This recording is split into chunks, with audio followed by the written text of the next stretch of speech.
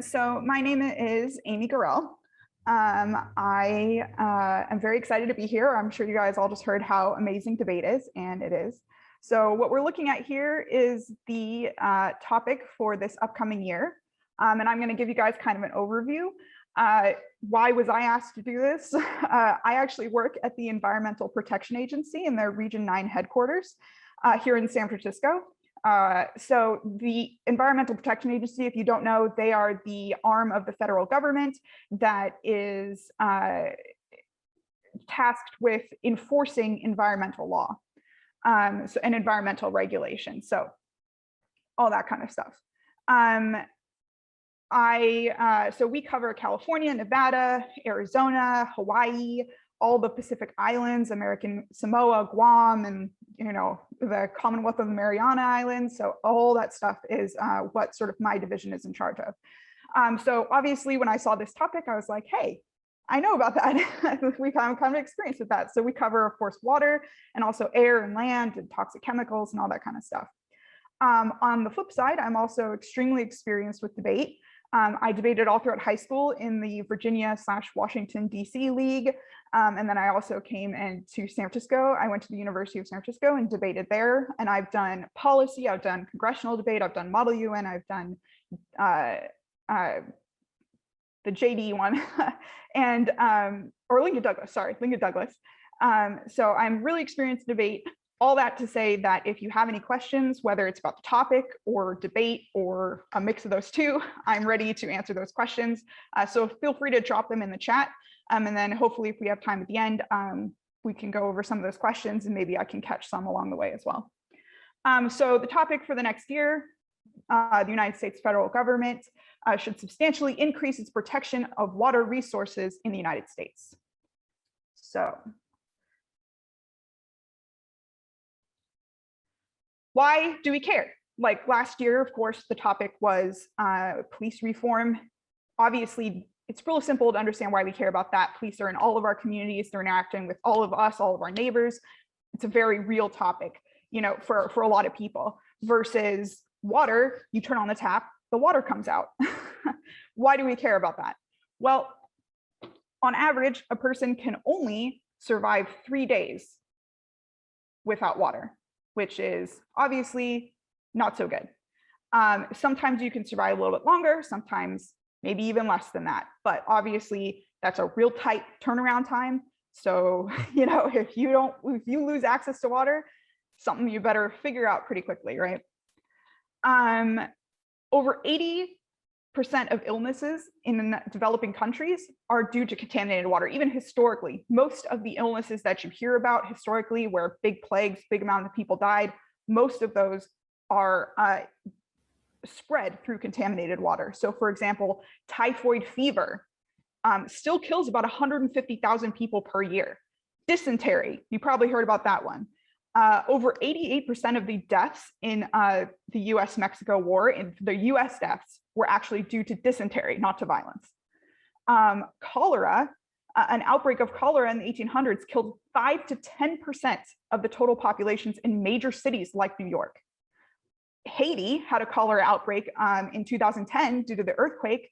There was a huge flood, cholera spread through that water, contaminated drinking water. 800,000 infections, 9,000 deaths in 2010. So this isn't that far away from us. E. coli outbreaks in California, probably remember those. Those were due to cow feces runoff from animal farms, or what we call concentrated animal feeding operations, or CAFOs. You'll probably see that during the debate year. Next, why else do we care? Climate change is increasing water scarcity in already vulnerable populations. 783 million people worldwide do not have access to clean and safe drinking water. In America, 2 million people have no access to running water or indoor plumbing in America. 30 million people have no access to safe drinking water. 110 million Americans are exposed to toxic chemicals in their drinking water. 15 million Americans have had their supply cut off due to affordability, which is wild if you think about it. In America, we are denying people water in their homes because they're poor. Insane.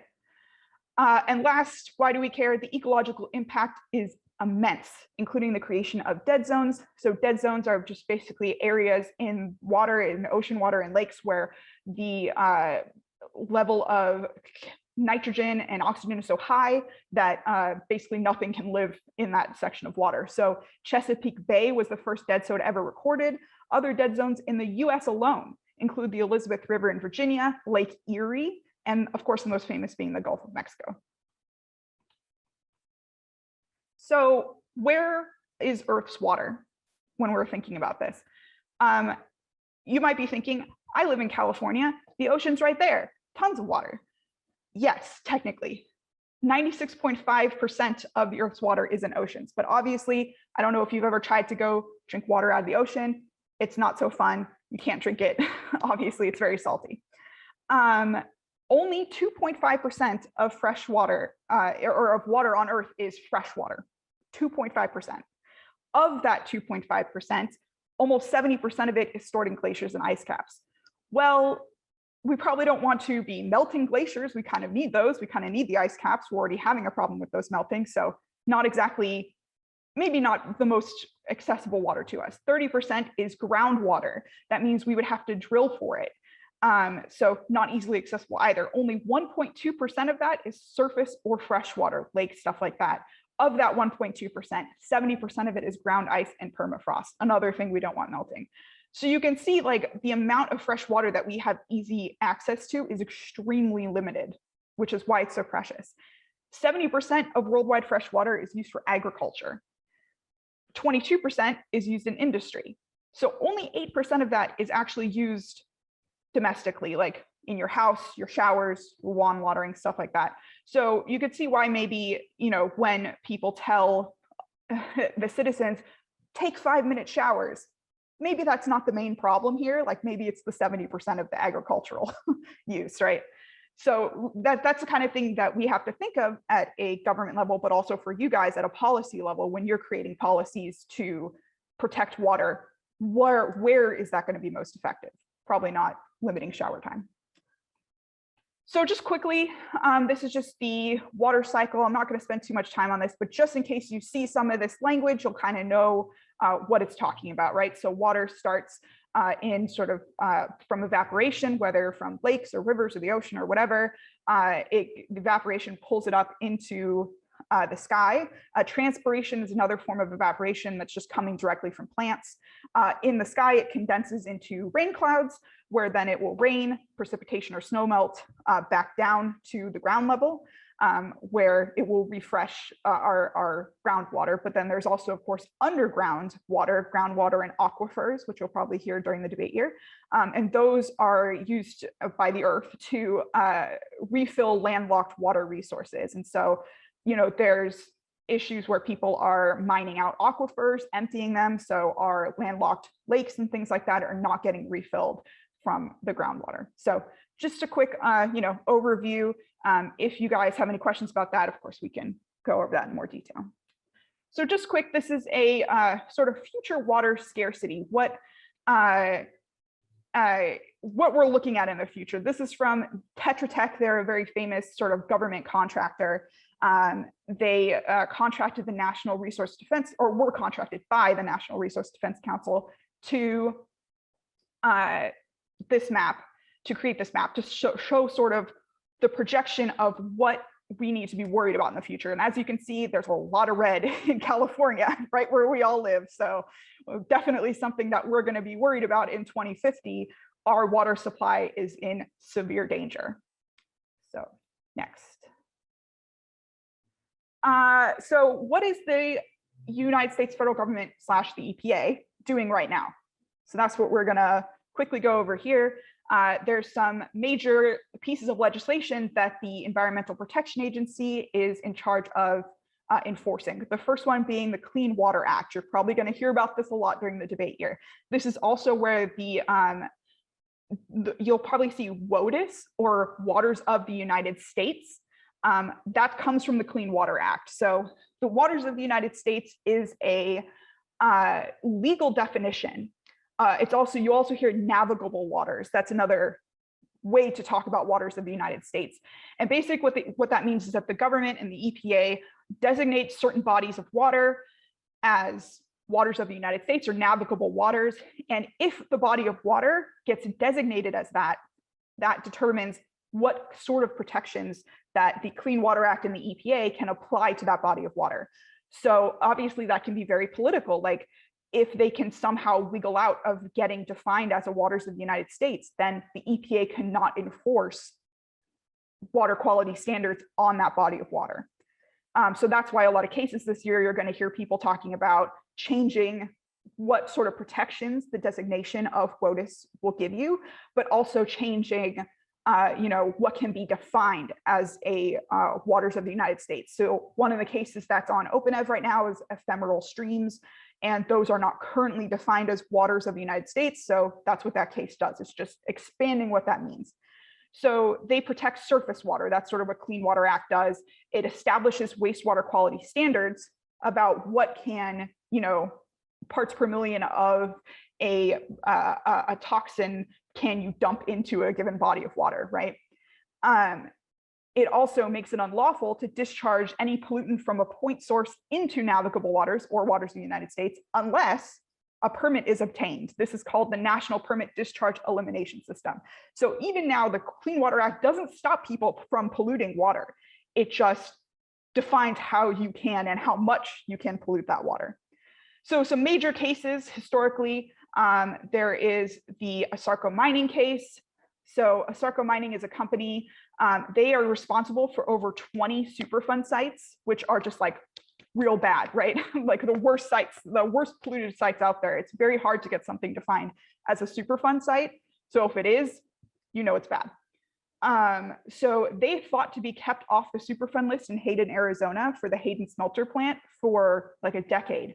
This allowed them time to file for bankruptcy. They had knowingly been polluting the Hayden community for 6 years. Hayden is largely a poor Hispanic community, which is probably why they got away with it in the United States.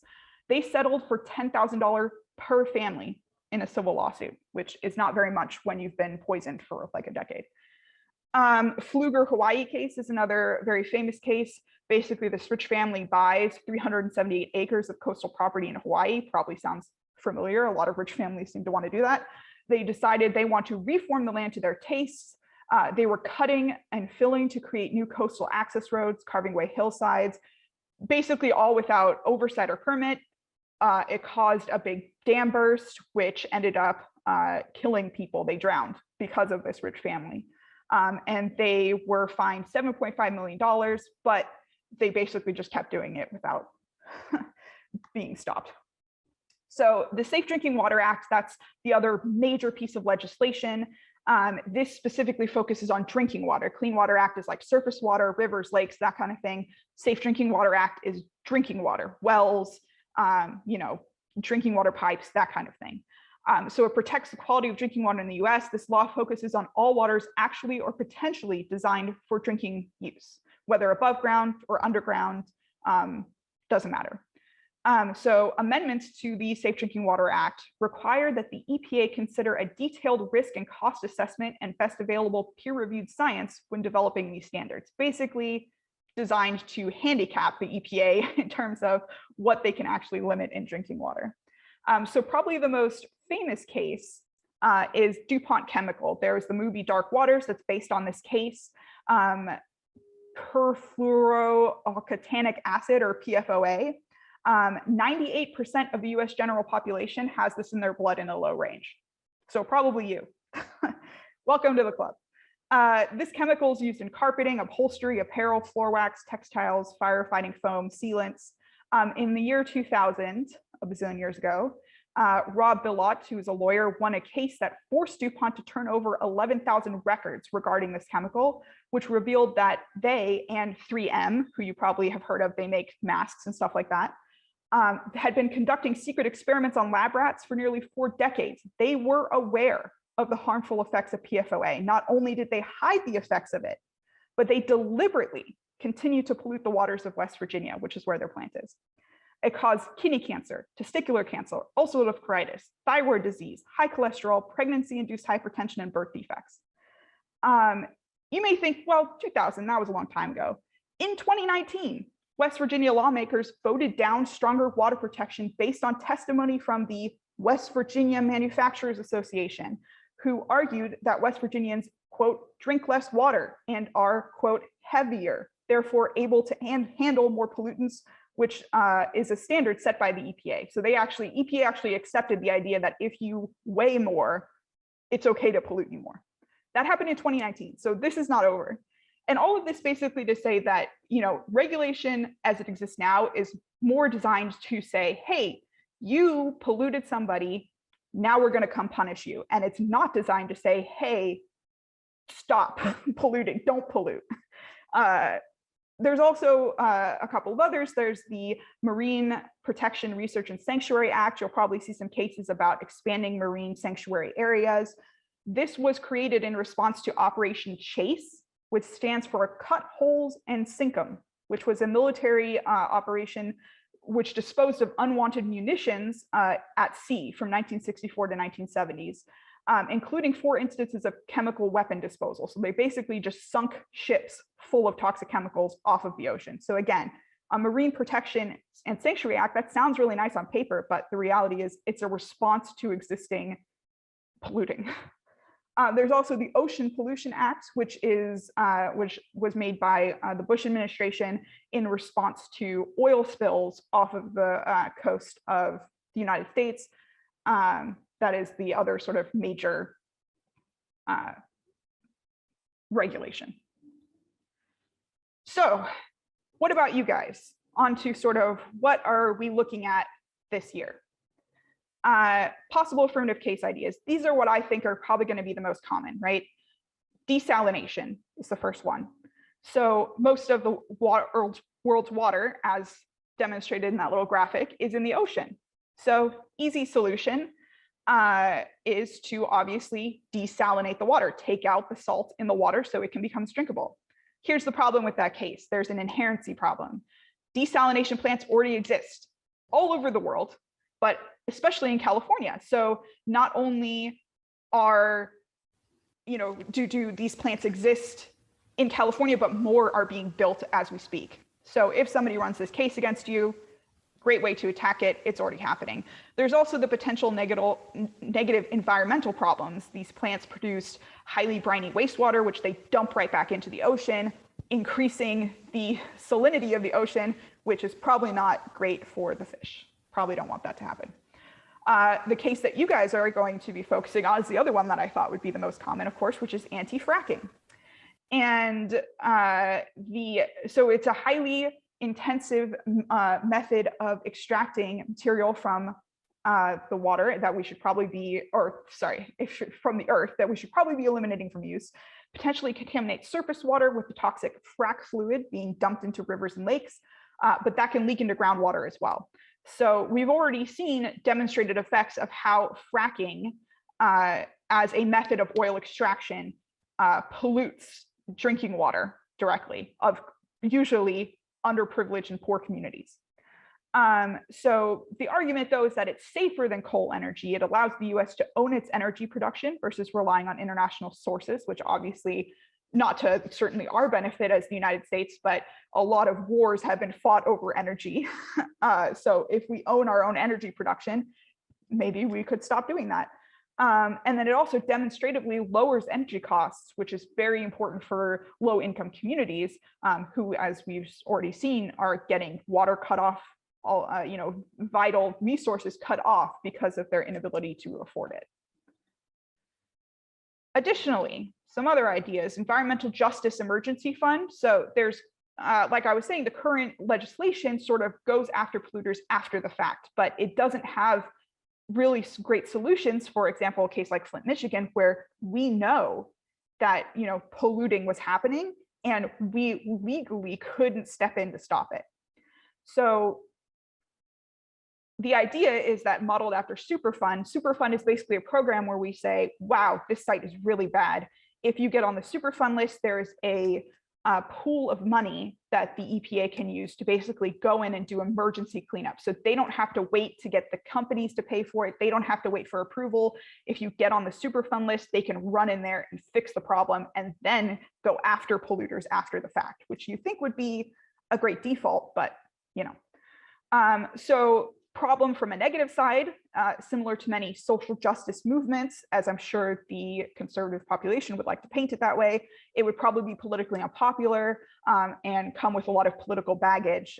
So you'll probably, if you ran a case like this, or if you ran into a case like this, you could run like a politics or midterms disadvantage against it to kind of say, look, like, are we going to spend our political capital to create this emergency fund because the conservative politicians will come after this with a vengeance. Another idea, native water rights. So the Dakota Access Pipeline and other pipelines endanger water quality on tribal land. Documented oil spills have been polluting drinking water for Native American tribes.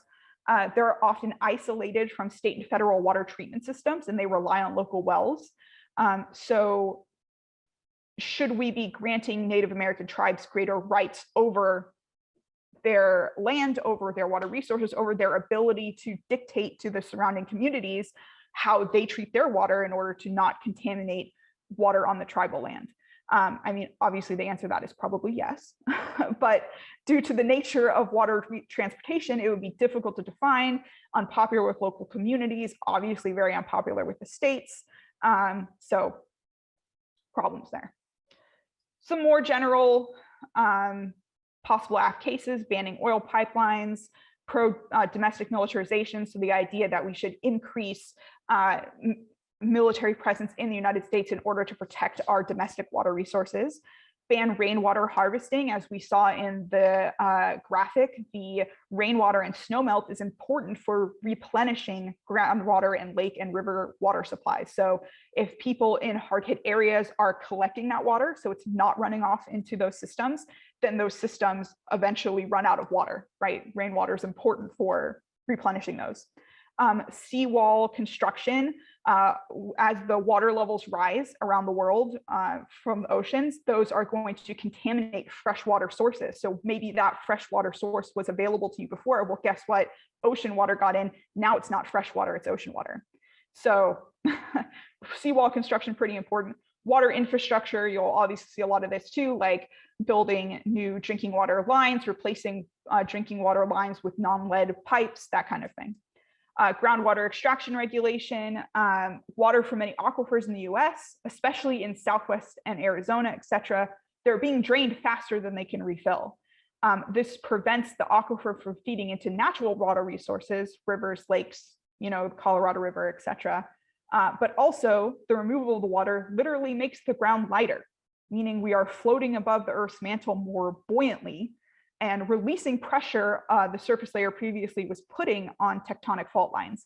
So that's why we've been seeing an increased number of earthquakes, especially in places that didn't have them before, like Kentucky. This has the potential to make earthquakes massively more devastating, which is obviously not good for us who already in California have an issue with those. Agricultural regulations are CAFOs. That's CAFO stands for Concentrated Animal Feeding Operations.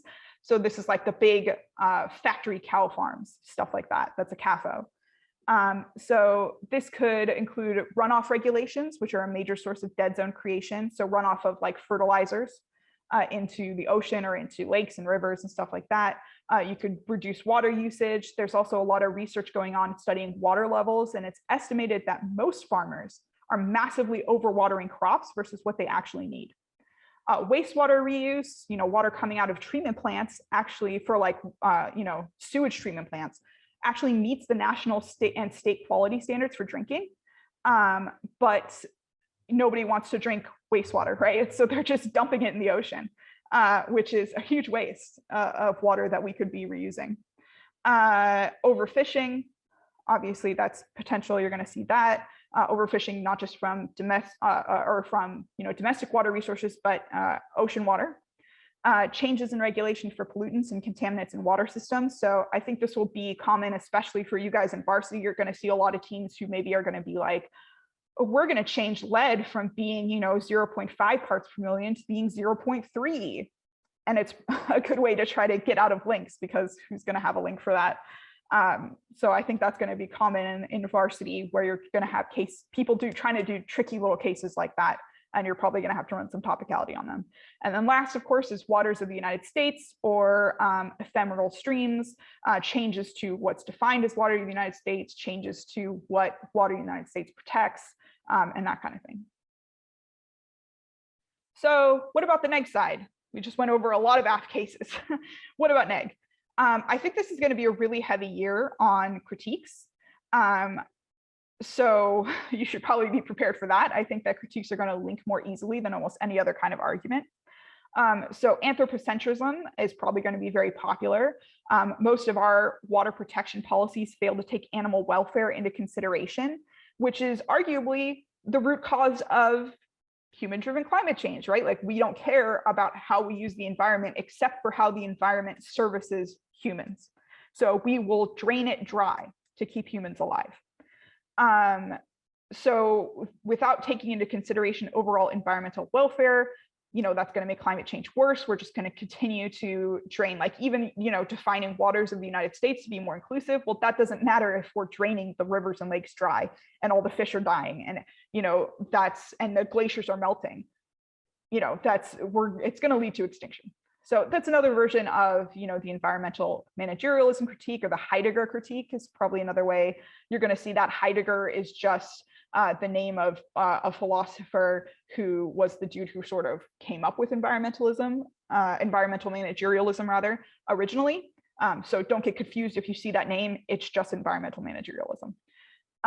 Americentrism is another critique, I think, that can be very common. So most water resource crises are not going to hit in the United States as hard as they will hit outside of the United States. Sudan, Venezuela, Ethiopia, Tunisia, Cuba have already had significant portions of their population who only have access to contaminated drinking water. You probably heard about, South Africa is about to basically run out of drinking water. They've been on the edge for like the last decade. So promoting these isolationist solutions is going to exacerbate climate change, potential water wars. So for example, the Colorado River, big river, very famous, Grand Canyon, that services drinking water not only for multiple states, including California. We get a bunch of drinking water, including you guys in LA. You guys get a lot of drinking water from the Colorado River, but so does Mexico. So, and they come after us in the Colorado River geography, right? So if we drain all of the water out of the Colorado River, which is already in danger right now, Mexico's probably not going to be very happy about that. Honestly, I wouldn't blame them too much. So some more possible critiques: settler colonialism. You guys probably ran into that last year, rather. I think that's going to be even more popular this year, because I think that the link is even clearer and more direct than it was last year. Like, the United States federal government, a government of settlers who came in and stole this land from native populations, is now coming to those native populations and telling them, you have to abide by our environmental managerialism laws. The people who, arguably destroyed the environment to begin with, destroyed it and stole it and destroyed it from these native populations. So I think settler colonialism is going to be a super popular critique. Ecofeminism, that's basically framing the relationship of between nature and humans in a gendered framework. So in order to solve for environmental problems, we have to reject this hierarchy, this patriarchy that prefers an egalitarian and collaborative future where there's no dominant group. So that's basically using feminism as a framework to reject this kind of like, we own the environment, we are dominant over the environment, same thing, we are dominant over women, same kind of using that feminist framework in order to address environmental issues. Securitization, so that's basically framing the environment as a security issue or an existential threat that makes violence and escalation inevitable. If we're talking about, oh no, Mexico is going to attack us if we drain the Colorado River, that's only basically making that inevitable. The difference between that and apocalyptic discourse, so Nuriel, hi, Nuriel, my buddy, she just asked that question in the chat.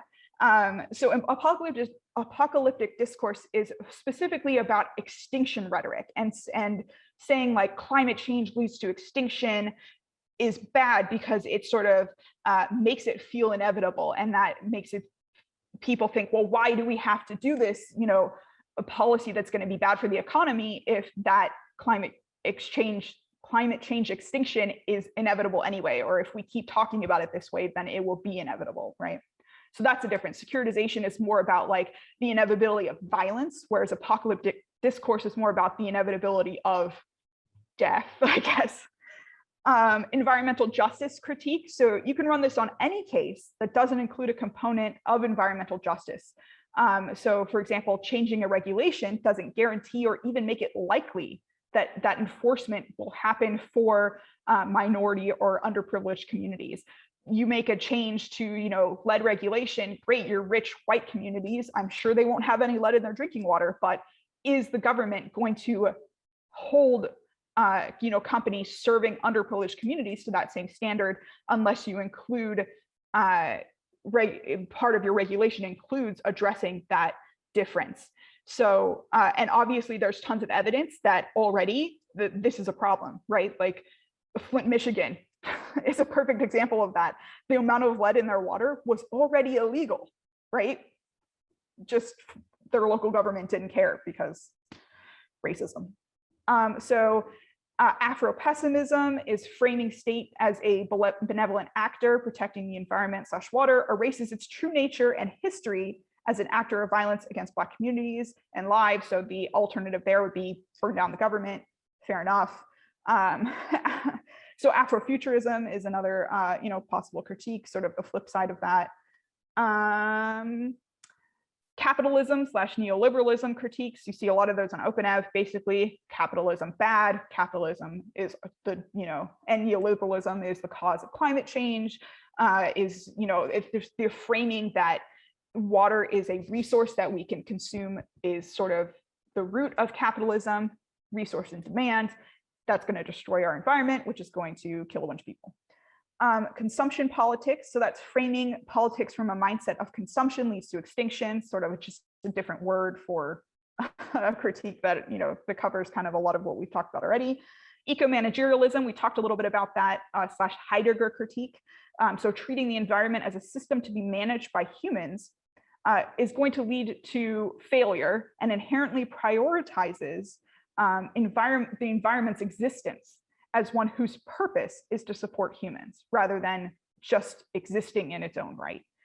That's going to be a super popular critique. You're going to see it a bunch. Heidegger, I think this is one of the best critiques probably this year.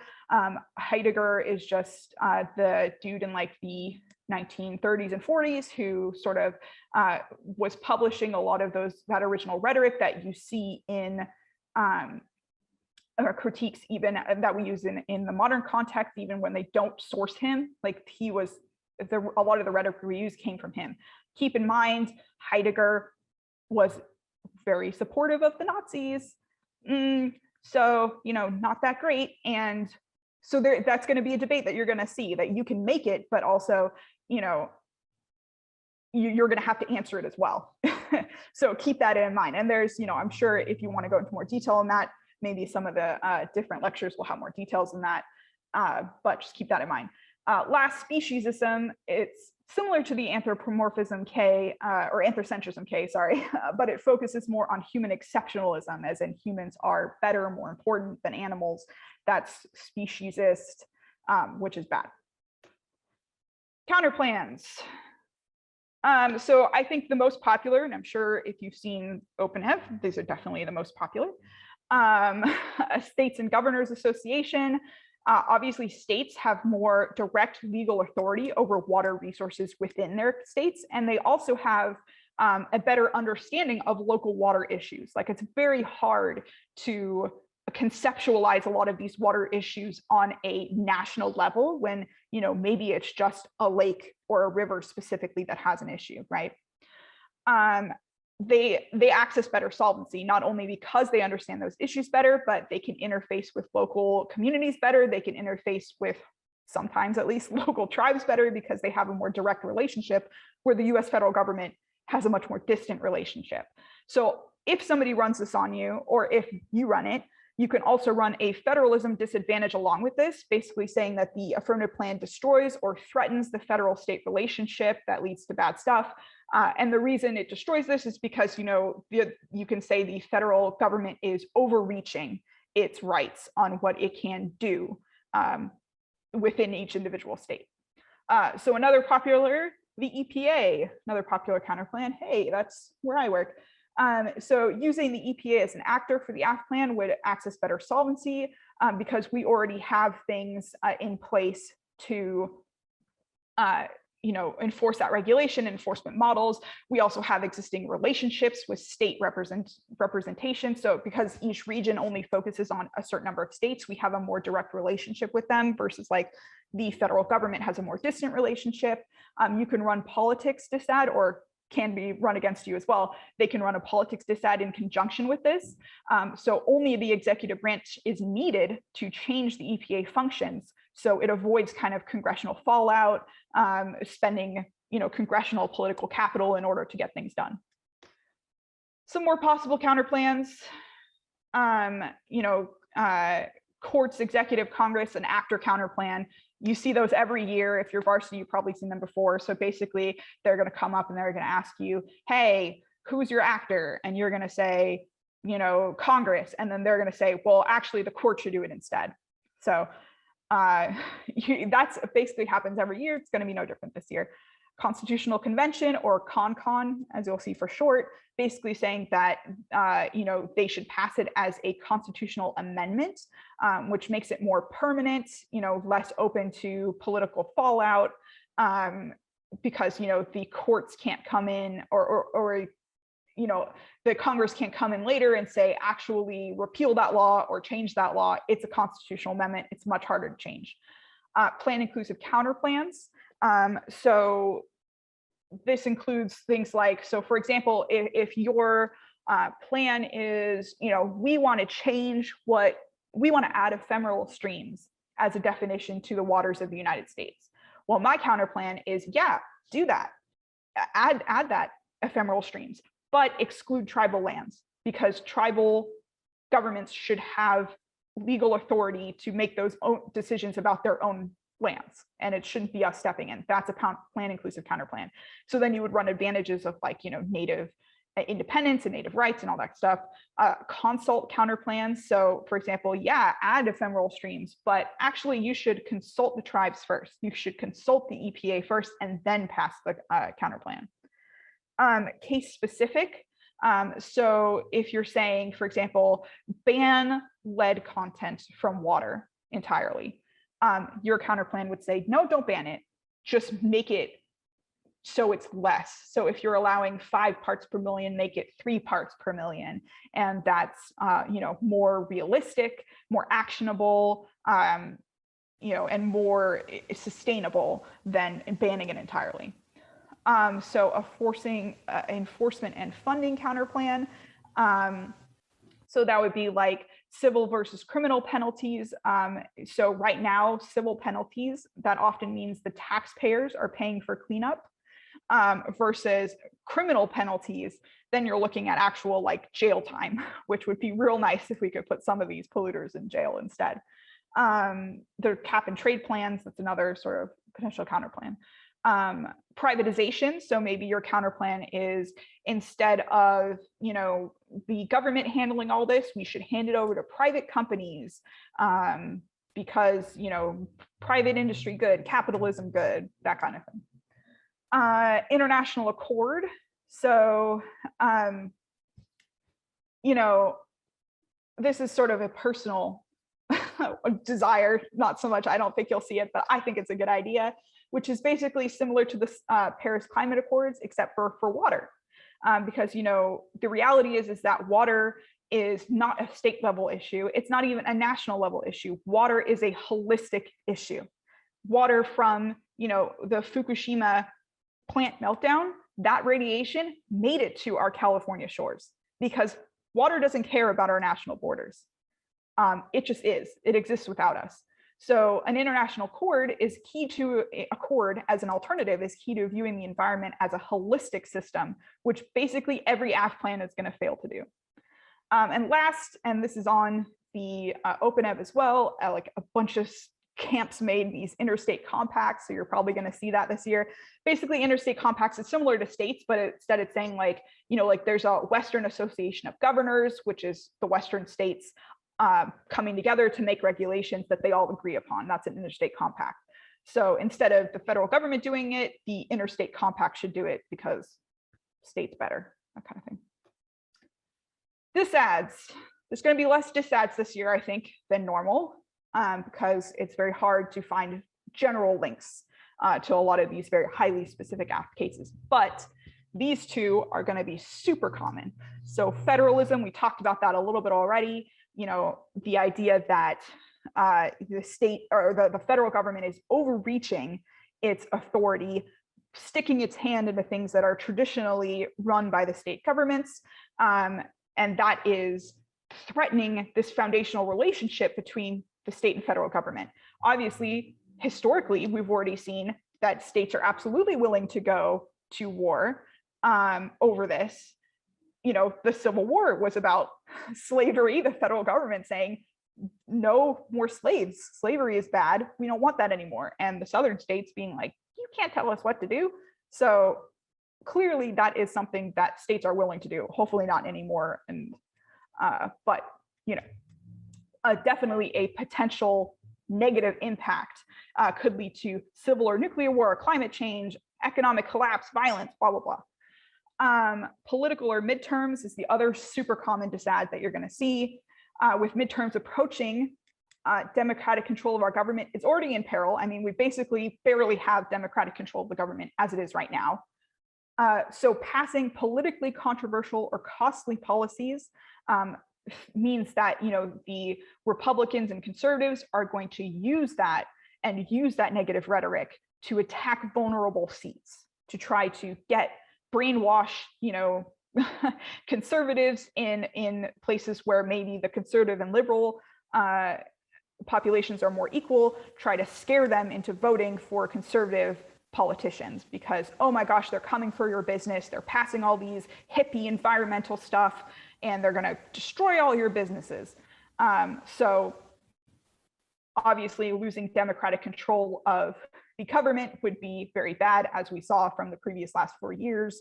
And it is the vulnerable populations in our country that are the most at risk. So the question is, are you willing to potentially put those communities at risk in order to pass your AF plan, is what the neg is going to argue.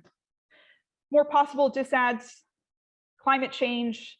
As a disad, legislation to protect water quality distracts from the core issue driving scarcity and pollution issues, which is climate change, right? So instead of passing the Green New Deal, we just pass a change to the definition of waters in the United States. All of a sudden, no one cares about the Green New Deal anymore, and we all die from climate change. As a disad. Business confidence or economy. So basically, as the pandemic is coming to an end, economic recovery is very important for our government and our citizens. Increased regulation causes uncertainty in businesses, can destroy the recovery before it even begins. You can turn the case with this, saying like, without a private sector, there will not be the economy available to support technological innovations that are key to solving climate change, that are key to solving the AF case, right? Water wars. Focusing on water only in the United States or international relations, it creates an antagonistic relationship with international countries who share those resources, Canada, Mexico, that kind of thing. Nothing brings about violence faster than desperation, right? And if we hold the only potable water left, they're coming, and you could hardly blame them. And then last, environmental disad: if the AF focuses on the human element, you can run a DA excuse me, saying that the case destroys environmental stability and thus local and national economy, health, etc. Topicality. It's going to be huge this year. This topic sort of explodes the possible AF cases, right? So whether or not you like topicality, you should really think about running it because there's going to be cases that are going to be super highly specific. It's going to be really hard to find a way to link arguments to it. If you run into something like that, you better have a topicality file ready to go. So what are water resources. What do we define water resources as? Does it have to be human consumption water resources? Does it have to be fresh water? If they're running a overfishing AF, can you run topicality saying that's not a water resource? We're not talking about the ocean, we're talking about fresh water, drinking water. Does it include animals or environment? So if you're just running a change to a regulation and you're not actually addressing the health of the water resource, is that protecting it? Is it drinking water only? What does protection mean? What qualifies as protection? Does it have to be physical protection? Is changing a regulation even a protection? And then, of course, the classic, the word substantially, as it exists every year in every topic. Many AFs are going to, like I mentioned, those minor changes rather than big sweeping regulation. So if you can't figure out what to do, default to substantially. Just throw it out there. You might as well, and maybe it'll stick. The end. That's it. So if you guys have any questions, obviously I'm happy to answer some questions now. We got some time, about 20 minutes left. I'm happy to answer any questions, and then that's my email there. So if you guys have any follow-up, or coaches, if you guys want to reach out to me with any more questions, I think that a lot of people I've seen have been asking, will these be available? And I think they were linking to a document that had all these slides available, but I can, of course, put this in the chat as well so you guys can have a copy. I think that's probably the copy right there. So yeah.